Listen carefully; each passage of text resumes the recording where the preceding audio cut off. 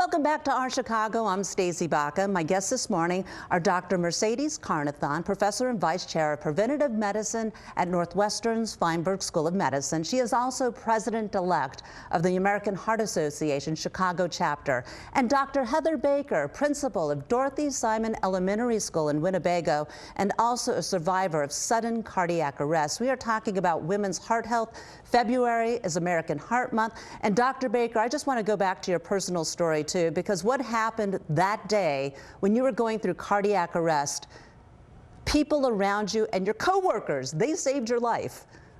Yes, absolutely. So I'm incredibly grateful for my coworkers who saved my life by doing immediate CPR and using the AED from the school to shock my heart 3 times. Now, school employees in the state of Illinois are not mandated to know CPR, so I'm very grateful that they went out of their way to learn it and then were brave enough to use it. In the event of a sudden cardiac arrest, if a victim can get CPR within the first 3 to 5 minutes of collapse, their odds of survival double or even triple. So it's really important that everybody knows what to do in this situation and can start CPR immediately. Absolutely. And you have been on a mission to make sure that those around you in your school and everything else know CPR training. And that's a great point for all of us, correct?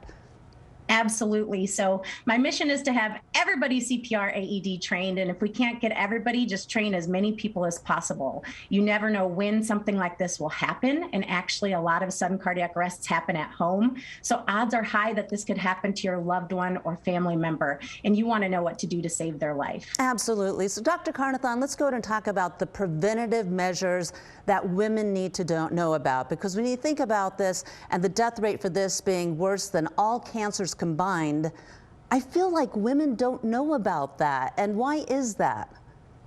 You know, I think for a long time, heart disease was painted as a male disease and a middle and older age disease. And so we thought about it and we were aware of the big 3 risk factors, the high cholesterol, high blood pressure, diabetes. You know, we were aware of those things, but we didn't think as much about what we could do to prevent those from developing in the first place.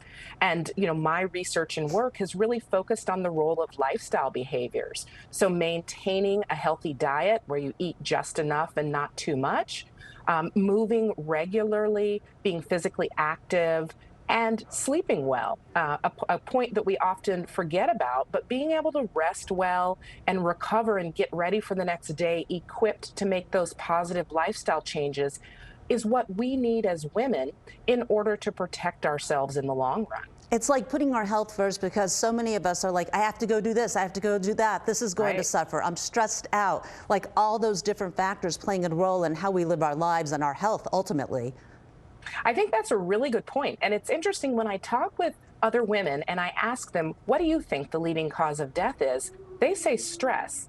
And I say, you know, that's not wrong, because the stress that we face informs the lifestyle choices and trade-offs that we make. And it also has a direct effect on our bodies. You know, stress can lead to inflammation. It can lead to other adverse states that can cause us or predispose us to developing heart disease.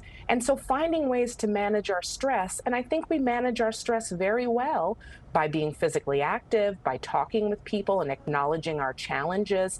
And these are things that women need to feel comfortable doing, advocating for themselves so that we can protect those around us. Absolutely. And I know we're short on time, but I want to ask both of you this too.